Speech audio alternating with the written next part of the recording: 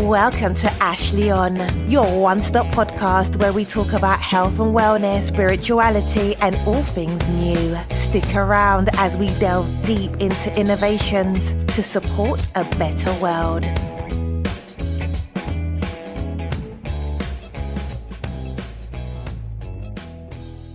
Hello and welcome to the show. Thank you for joining.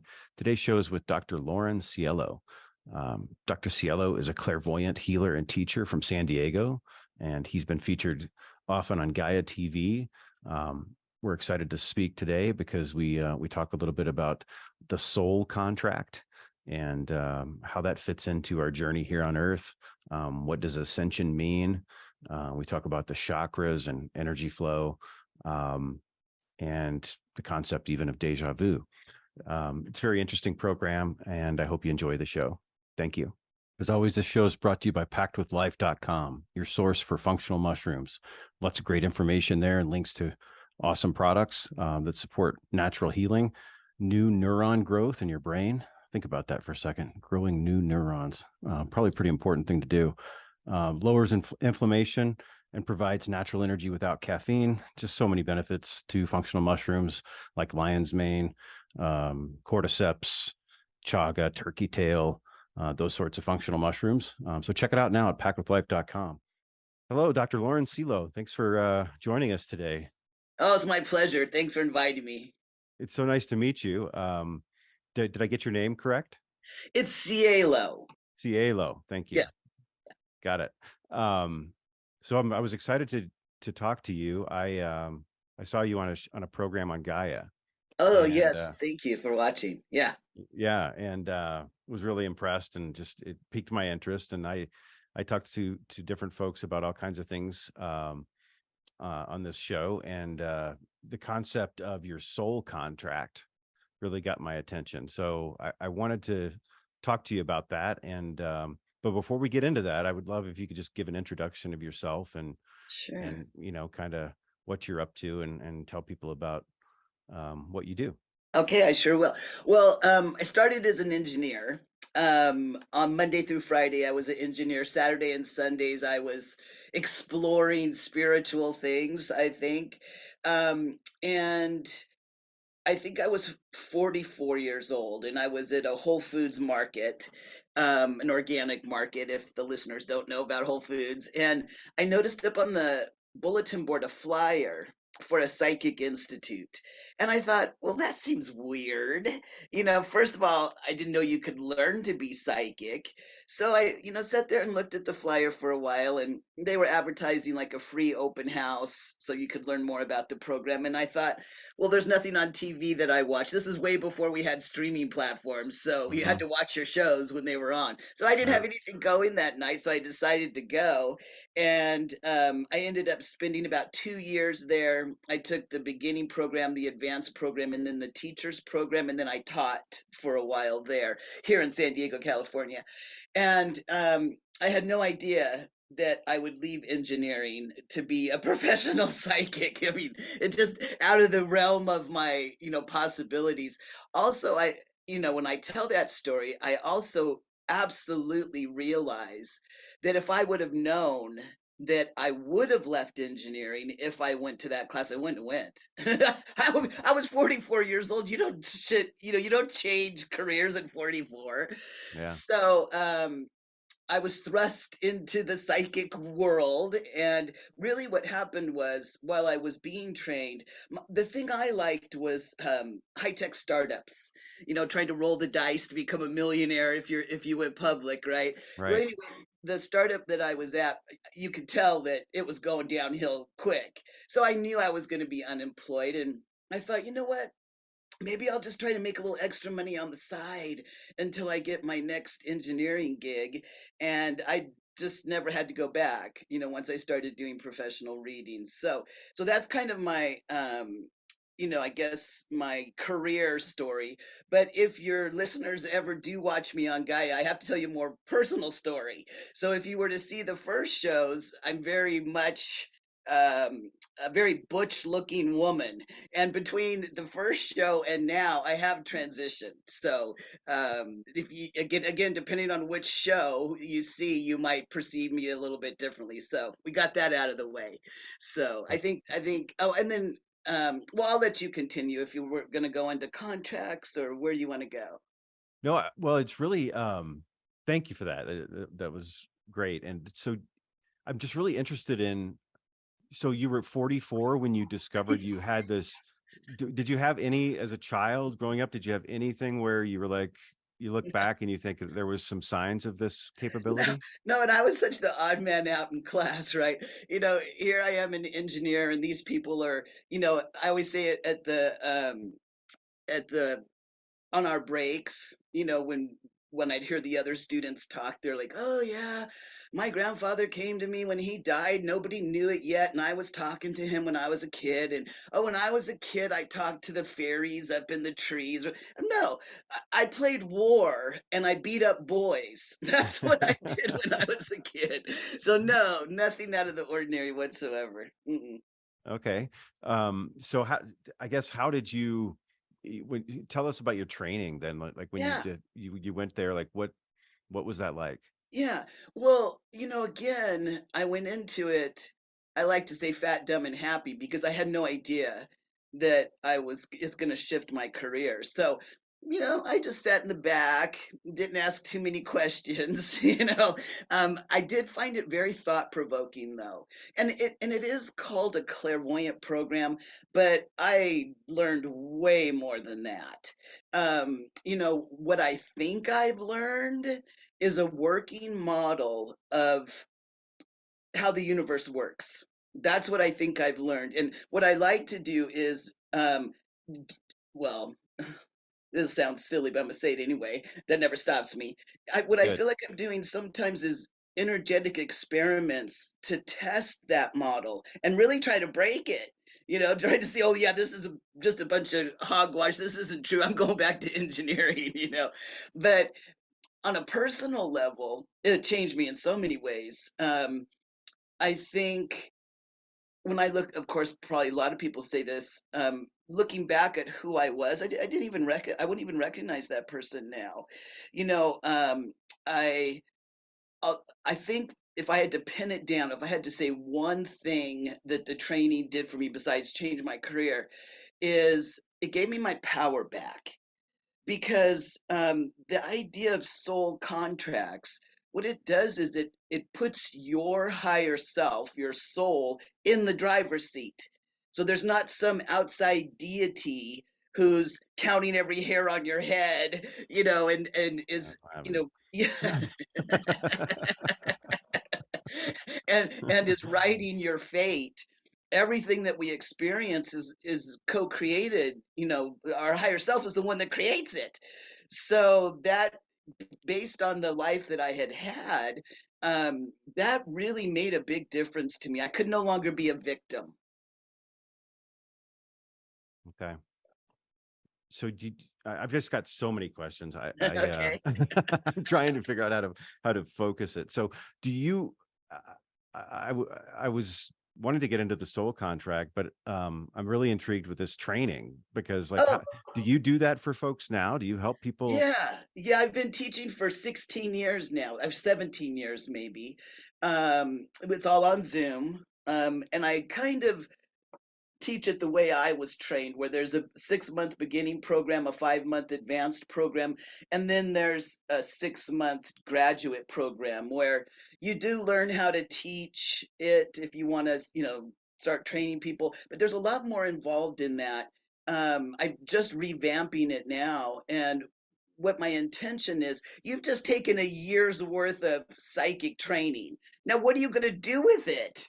Right. Mhm. So that's what the graduate program really gets into, whether you're going to be a podcast host of a metaphysical podcast, or maybe a professional psychic, or maybe you'll teach or write books, or, whatever your interests and talents are. So yeah, and it's all from my business. It's Golden Rose Psychic Services. And I'm here in San Diego, California, but as a result of being on Gaia, I've got students all over the world. So Mhm. the way the training works is it is presented live, but then because some of the students are on the other side of the world asleep while I'm training, Mhm.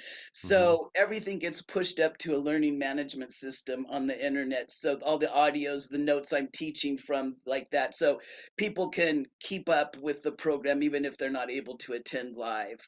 And one of the best things I like about my program is you can take it over as many times as you want to. You don't have to pay anymore, and what that does is it keeps the information really fresh, because every single time I teach it, I learn more. Like the way Mhm. I taught this program 5 years ago, if you were to take it again, you'd be like, is this the same program? So Mhm. it's really fun. The overall energy of the class is just silly childhood giggles, and this is one of the ways I describe it: the difference between a logic class and an intuitive class. If I was teaching calculus, you would only give me one correct answer. In the whole universe, there's only one correct answer. In the intuitive side, there's never just one answer. And so it just opens this whole new reality. So it's really fun. But yeah, I do So train. so Short answer. anybody can do it. So it's just basically you're helping people discover and unlock their perceptive abilities that are just God given. Well, let's think of it from a very physical standpoint. In other words, our bodies. We all have chakras. Whether you know what a chakra is or where they are or what they do, we've got them, right? And Mhm. so when I would say, and maybe a psychologist would disagree with me, but I would say that our stream of consciousness is created by us reading ourself. And I'll tell you what I mean. So, our body chakras and aura are made up of just two things, as is this whole reality: energy that looks like a color to me. If I'm reading you clairvoyantly, it looks like a color, but it's really an energy that has a name, and information. And the information clairvoyantly looks like little images. So I know that sounds weird, but I'll give you a really easy example. If I was to clairvoyantly look at your heart chakra, the one right in your chest, I would see a color, and that color has a name, and then I would know what's going on in your heart space. But if I looked closer, I'd see these little teeny images. And what that information is, it's about your relationships, right? Because that's what the heart chakra does. It's all about relationships. So that gives us an idea of what's really happening here on earth with our bodies. So if I'm randomly washing dishes and I all of a sudden have this thought about my ex-girlfriend, well, the reason I had that thought is because I read this little teeny piece of information that's still in my energy field, and I looked at it, and the way that feels to a Homo sapien is we have an idea, or we have a memory, or we have a thought. So I would say this: that if you have random thoughts, you're psychic. What I do is I just focus my awareness from my own information and energy to somebody else's that I'm reading, but it's the same thing. So that's what I love about this teaching. To me, it is so logical. It Yeah, explains everything that's happening to me, and more important, why I'm reacting to that event happening, and maybe I can change that. So, yeah. that's awesome. Thank you. Um I have a feeling if you're willing, you're going to be a guest on the show again. Okay. If that's good, if that's good for you. It would be my pleasure. I really appreciate it. It's great to talk to you. So let's get into the topic then. Okay, so how did you then go from, getting trained and starting to realize how you could do readings, and how did you then discover the concept of the soul contract, and then tell us what that is? Yeah. Well, it's really part of the training. Okay. Um, the way I was trained and the way I train other people is once you can read energy and information, then there's a different, I call them a different tool presented in the following classes: how to read past lives, how to read the dead, how to read contracts, how to read the Akashic records, how to go to the astral plane. So they're all just, different classes. So the concept of contracts or spiritual agreements is this. First of all, we have to, for the sake of argument, decide that this reality isn't real. It's a virtual reality. And where we really live is the astral plane. Our souls live there forever. And so I have no idea what our soul's day job is. I have when I am presented with the fact that I live forever, I'm like, oh my gosh, I'm gonna be so bored. It's gonna be so incredibly boring. So higher self, and I think I've got several reasons why a higher self might not incarnate, but we'll save that for another dissertation. It decides to incarnate into a virtual reality. And I also think there's more. So this virtual reality was created by the Big Bang. As far as you could go in a metal spaceship, that's this virtual reality. And I think there's other virtual realities that can be incarnated into. What they're like, I have no idea. So, of course, to get here, you have to have a mom and a dad. So those are probably the first two contracts that your higher self signs with other higher selves. And then once they agree, then things start happening in the video game, the virtual reality. The cool thing about these contracts is you can take your name off them. They're not like Earth contracts that once you sign, forget it. It's right? done. Yeah. So higher selves constantly renegotiating, creating new contracts, destroying contracts on the fly. But like I said, at least we know two are pretty much static by the time you arrive here.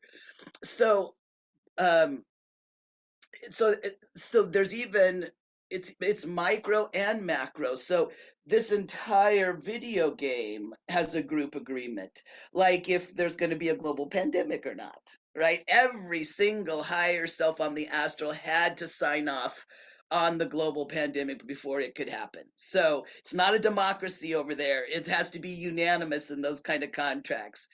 So a lot of times higher self, of course, wants experience. I don't call them lessons because that makes me think I have to do something and I don't want to do anything, right? So it just wants to have experiences that obviously it can't have on the astral because it doesn't have a body, doesn't have chakras, doesn't have an aura, right? So it's likely when it's deciding what experiences to have in a given lifetime, it's likely to enter into agreements with other higher selves from other lives, right? And maybe some things weren't completed. We call that karma. So you can pretty much probably, your listeners, you never meet new people. No, you have incarnated with the same crop of folks over and over and over and over.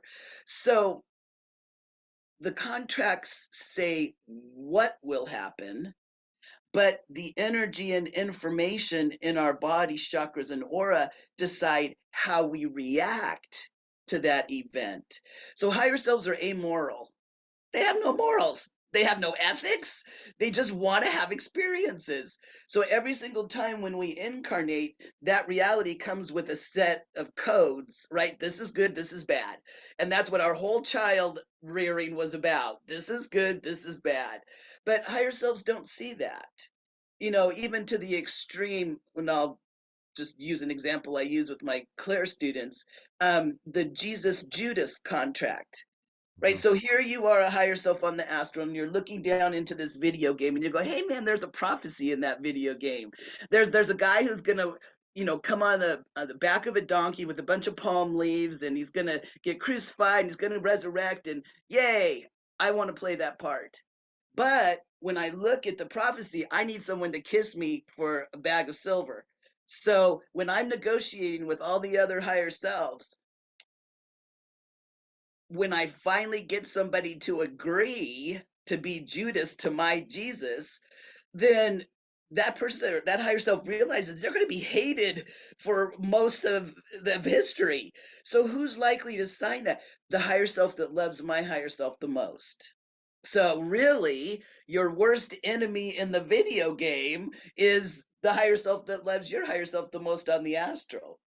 So the the the way to shift the energy and information in your field so that life doesn't kick your butt is, and that's taught in the Claire program. It's a lot of energy work that we're doing, grounding, moving energy in and out from our records, and all that kind of stuff.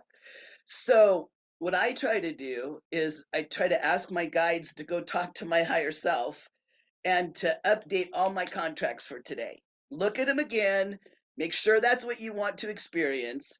And then I ask my guides to come back over into the video game and shift all the energy and information in my field to match those contracts.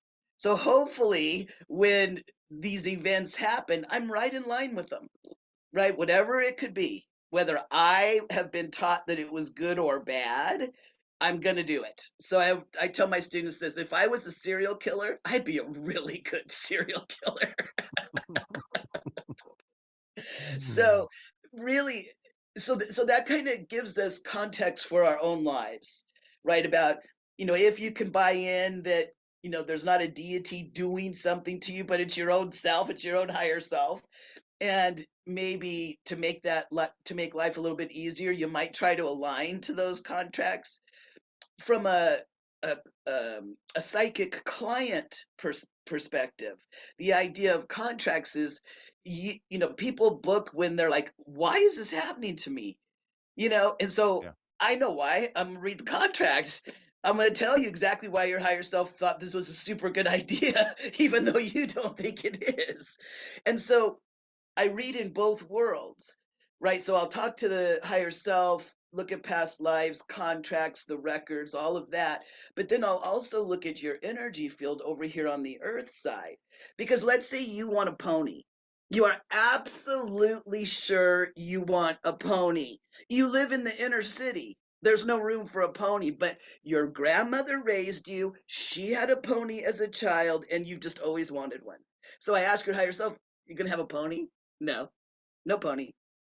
So the healing is to shift the programming in your field that you really got from your grandmother, because you ain't getting no pony, right? So that's why I think this technique is so helpful, not just to myself, but from this chair, the chair I sit in to read people, pain comes from being in resistance to your contracts. That's where pain in life comes from. When am I going to win the lottery?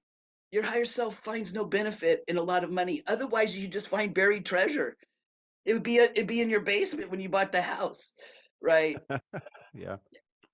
So I think that kind of, if you can buy into it, and again, that's how I look at this. I keep doing experiments to try to see, wait a minute, this isn't right. But so far, and I'm 61 now, so far, I still buy into that model of what's going on here. Wow. Thank you. So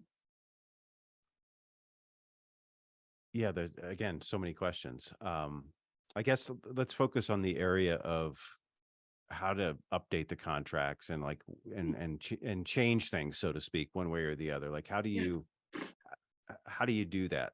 Yeah. For folks? Well, I'll say this: not all higher selves are created equal. Okay. And of course, my clients, the higher selves that I'm reading, and your listeners, their higher selves are on the ball. Let's go back to the analogy of this being a video game. I think it'll help us understand. So we might think we're the avatar in the video game. Our higher self is the one playing the video game, and its controller is contracts. And then the writer of the video game might be considered the supreme being, right? And that's how this technique kind of works. So if I'm playing a video game, I don't have to call up the person who developed the game and say, hey man, can I kill that monster? They're gonna say, if you got the gun, shoot it. Right. So it really takes the supreme being out of the daily decisions that go on in our lives. Right. So when I'm reading higher selves, the kind of people I read, their higher self is very attentive. So that might mean that it's actively playing the video game. It's pushing the buttons, right? But let's say somebody knocks at the front door and you put the controller down and you don't pause the game does not pause, And you go and talk to a friend at the door for 15 minutes. Well, we all know what happens when you come back. We know what's happened to your avatar. It's dead, right? So I have noticed, not so much in my clients, but maybe other people they bring into the reading, maybe their boss or a family member, and I'll look over to their higher self and it's not even paying attention. It is not actively playing the game. And that is super non-beneficial. And what can you do about it? Nothing. Nothing. But you can try to get its attention. I really do work with a guide, and he's got a really funny name. He's probably fussy I haven't said it yet. It's Yaya. Yaya. So he works in both worlds. So I can say, go over there and slap that higher self on the head. See if you can get it to pay attention, which really means it's actively looking at the agreements and renegotiating them, right? So that's why in my own self-healing, like I mentioned, I just tell him, hey man, go over there and try to motivate myself, my higher self, try to motivate it to go through my contracts for today and really make sure every I is dotted and every T is crossed. Everything that it wants to experience is well documented. The other people who are involved are still on board. And then once that astral work is done, then that's when I ask him to come and shift the energy and information in my space to match it. So when you're the avatar, have you ever been playing a video game and the avatar looks right at you and says, I want a bigger gun? No, it's higher selves lifetime. Now, we should probably talk about ourselves a little bit more because we are the integration of our higher self and our body. So that part that comes in and integrates with the Homo sapien, I have a name for it, but it's not really a name, it's more of a descriptor. I call it our awareness. So right now, my awareness is very much in Lauren. And I know this is an audio podcast, so you can't see where I'm sitting, but I am very aware that I'm sitting in a purple room. I'm very aware. But if Lauren's body falls asleep, my awareness goes back to the astral. It goes back home. And I am unaware of the surroundings of Lauren's body, right? So that's the part that goes back and forth. Now, as a matter of fact, when I read, my awareness is right in the center of Lauren's head because I'm using Lauren's sixth chakra to read energy and information. It's like a telescope. You got to put your eye up to the scope to see, right? But we come out of our bodies all the time. If you walk into a room and forget why you walked in there, that awareness just flew out for a minute and all of a sudden it came back and goes, what am I doing in here? Right. So again, that's why I love this technique because it explains the human experiences that I have. So Right. I would say, again, if somebody's listening to this particular podcast, their higher self is playing the game. So you might want to add into your meditation, contemplation, whatever you do, that very simple thing. Hey, guides, go see if you can wake my higher self up and have it update today, and then come back here and set me for today. Yeah. So what is deja vu? Deja vu is when you read the same bit of information twice or three times really, really fast. So remember, I'm trying to sell you on the fact that there's only two things in this reality, energy and information. That's it. So really, it's three building blocks. The contracts say what's going to happen, and the energy and information dictate how I react to that event. And so it's not rocket science. It's so easy. And what I love about it is it's given me a foundation to understand everything. Like when I hear maybe another spiritual technique or something, like probably a good one, oh gosh, I can't remember his name right now. Abraham. Gosh, I don't know how Abraham Hicks. I don't know how I zoned out on that. When I hear what he's saying, I can translate it down to contracts, energy, and information. So then I'll buy it. When somebody's telling me that Santa Claus comes down the chimney that I don't have, then I'm not buying that. It doesn't add up with contracts, energy, and information. Right. Right. That makes sense. So, I guess one of the things I wanted to ask you about here too is what about people who it becomes too much for them and they succumb to suicide. Yeah. How does that tragedy fit into the experience? Yeah. Isn't Well, the contract broken in some way in that scenario, or am I higher wrong? self will just carry it over. Carry it over. It would be as bad to commit suicide in this reality as it would for the avatar to stop playing the video game. Right. Just restart the game. Right. Yeah. So those who love the person have to agree to the contract No, change higher in self that can take scenario? higher self can end its incarnation anytime it wants. So, okay. So they don't have to even be consulted in that process. Mm.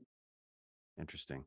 Um, yeah, what about with people that, because you said earlier something about we don't meet new people. Everybody we interact with is, we have a history with.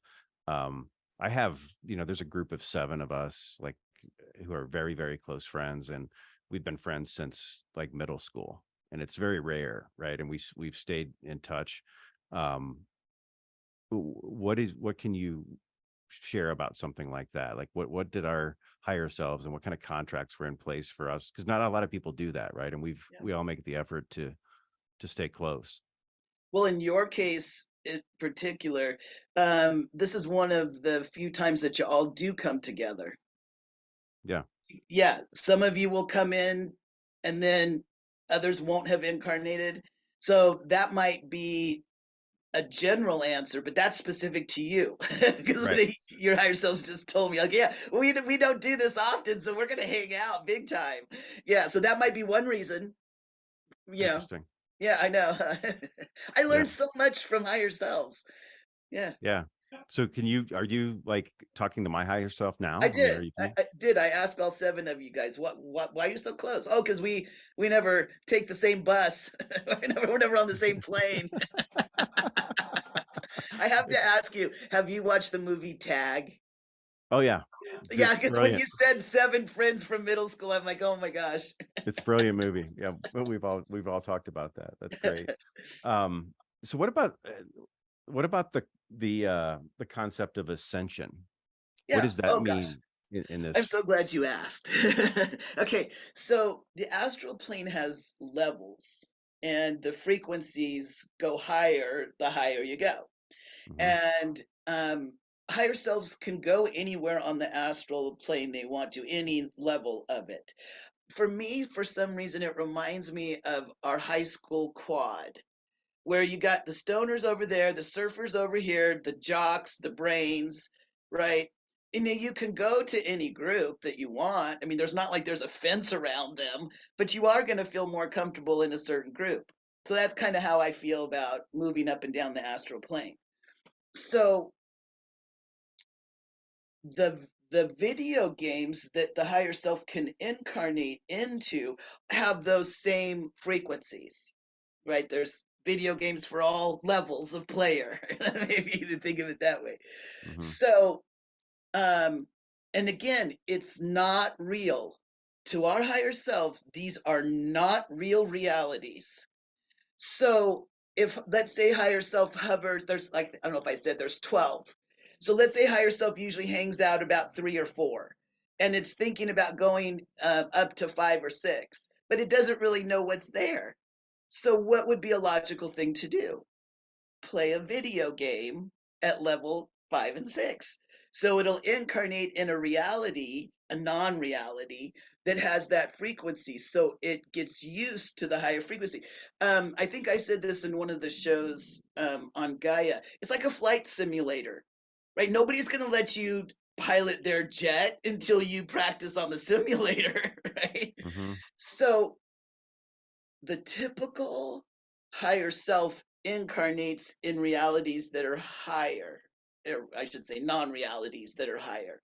And then it, of course, I'm sure those first few incarnation, it gets its butt kicked, probably doesn't last long there, right? It's like when you're trying to play a video game you never played before and you're just like, geez, that just got, I got killed immediately, right? Mhm. um but the higher selves of the people listening to this podcast did the opposite. instead of incarnating in a higher non-reality, it incarnated in a lower non-reality. And the reason for that is because we're all here to try to raise the vibration, the ascension of this video game. So we all at times, hopefully not all the time, every single time when we wake up and that awareness comes back into the video game, takes a huge hit energetically, drops way down. So to us, we look out and we're like, oh my gosh, these Homo sapiens are animals. Like, look what they're doing to each other over here and over here. What is that? So I call it soul sadness, where a lot of us were not suicidal, but oh my gosh, when that last contract is fulfilled and we're released, from the Right. video game and we get to stay home, it's going to be a great day, right? Yeah. Right. So that would help us understand the ascension of the video game. And then, of course, our personal ascension means that we're letting go of those lower frequencies that we were born into and running higher frequencies. So that would be an individual ascension. And I want to say this about individual ascension. Because this planet is ascending, you can't help but ascend. You cannot help it. You can go kicking and screaming, but if you sit on this rock long enough, you'll ascend or you'll jump off. Mhm. Yeah. So that's awesome. So are we, I guess that kind of goes with the concept of there's really no strangers, in your life, right? Because you're all kind of going the same direction. Well, you may, I don't watch TV. I try not to ever watch it, but I watch a lot of sports. And so invariably I see snippets of what's going on. and it's just like, oh my God, those poor people. Um, and I'll say a prayer and wish them peace and everything, all the blessings that they need. But it's interesting, like your concept of I guess that's the game that they decided to play. Yeah, and they're probably incarnating up, Right. from where they hang out. So yeah, they are not they're not doing well. Yeah. No. Yeah. Interesting. Um, okay, I kind of just jumping around a little bit on some of the things that you mentioned on the topic of the chakras. Like I see an energy. I call him an energy healer, or my witch doctor is how I refer to I him. like that. And he's just done so many great things for our family, and just crazy stuff that wouldn't surprise you, but it would surprise probably a lot of my listeners. But it's just, and I don't want to go into that, but it's anyway, when we get together and he works on me, oftentimes my chakras 1, 2, and 3 are blocked, and he helps me and resets my energy and gets me online, and everything up above that seems to always generally be pretty good. Yeah. What does that mean to you, like in the concept of chakras and energy and information? Like, what is that with somebody who's experiencing that? Because he tells me a lot of, it's not just you, it's a most people. Absolutely. Absolutely. So if you thought about it, probably a good model for ascension is working your way up the chakra system, right? Like, even though we live in a very violent reality, in the past, in this reality was much more violent. You didn't live to be 61 Right. years old like I am. Yeah, no. So that would be the third chakra. Competition, domination, that kind of thing. So a lot of people like you and I, we like these upper chakras, right? We're at home in heart up, Hmm. because we come from a higher frequency on the astral. So it's very challenging to sit in those bottom three. And those bottom three are the ones that have to shift for our personal ascension. Those are the ones that hold the densest energy, right? Hmm. The Yeah. the first chakra, I'm going to kill you so I don't die, energy, which is Mm-hmm. ridiculous. The second chakra, a lot of emotion, and then the third chakra, like I said, the competition, the domineering, the ego. And I want to say something about ego because it always gets such a bad rep, right? For sensitives, for light workers, for empaths, they do not have an overabundance of ego. If anything, they're trying to establish a sense of self, which is what ego means. Mm-hmm. Right now, again, maybe the average Homo sapien, yeah, it probably does have an ego issue, but I don't think ego is a four-letter word.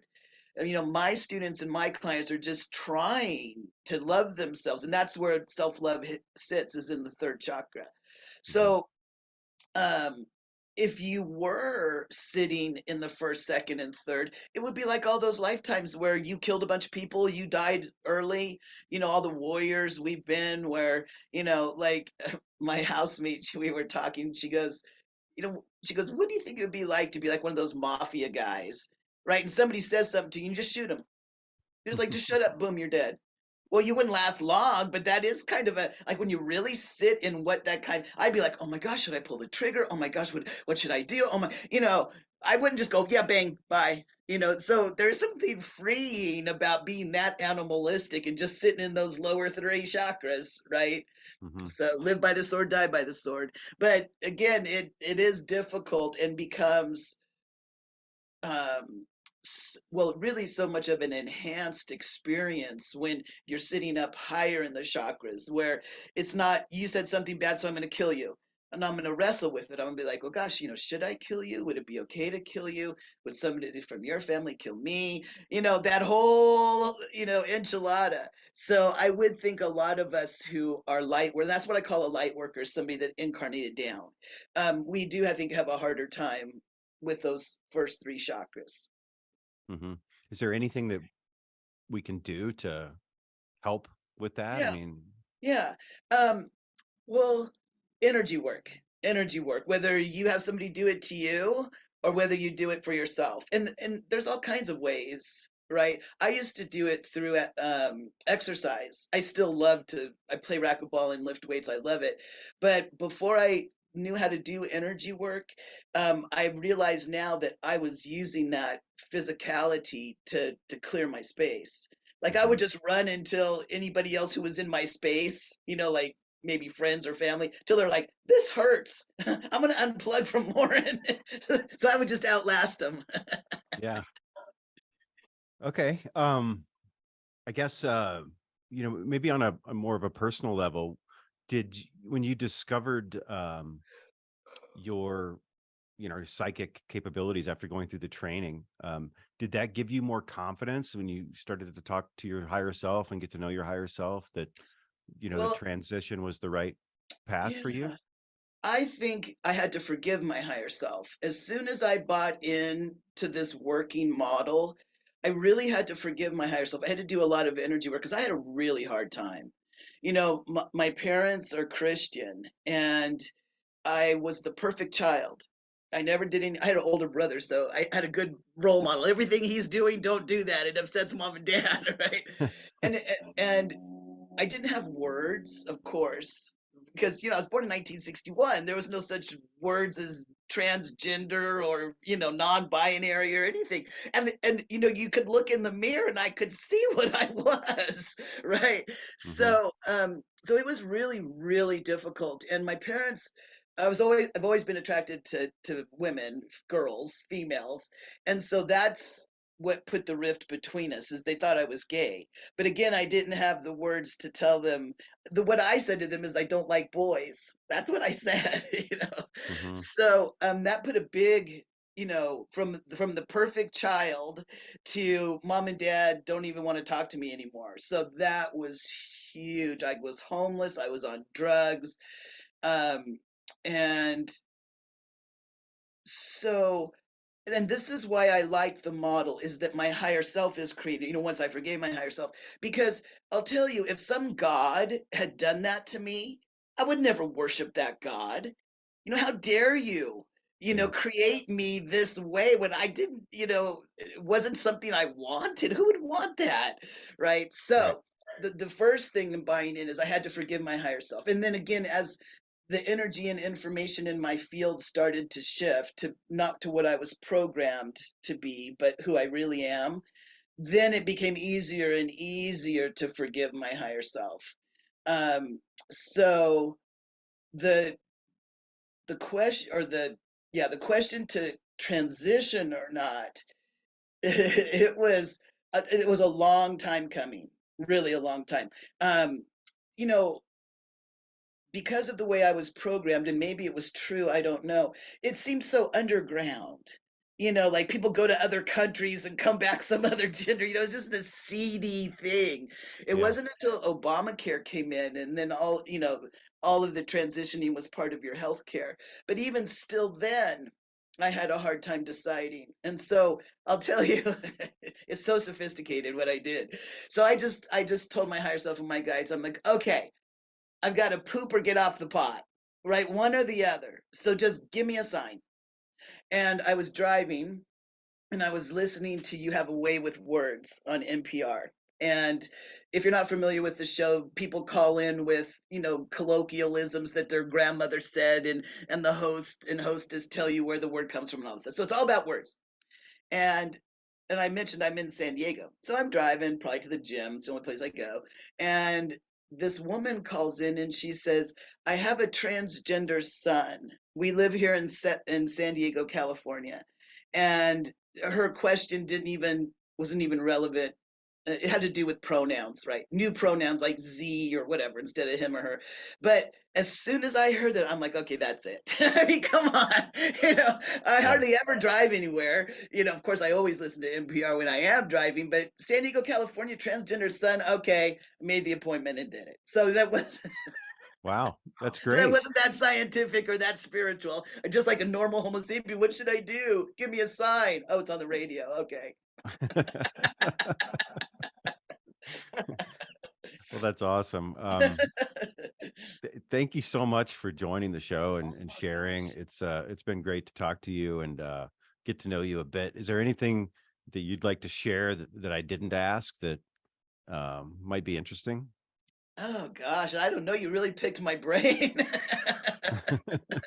No, I can't really think of anything. I think I got a chance to hit, kind of the big points. But I guess if anything, if I could have a parting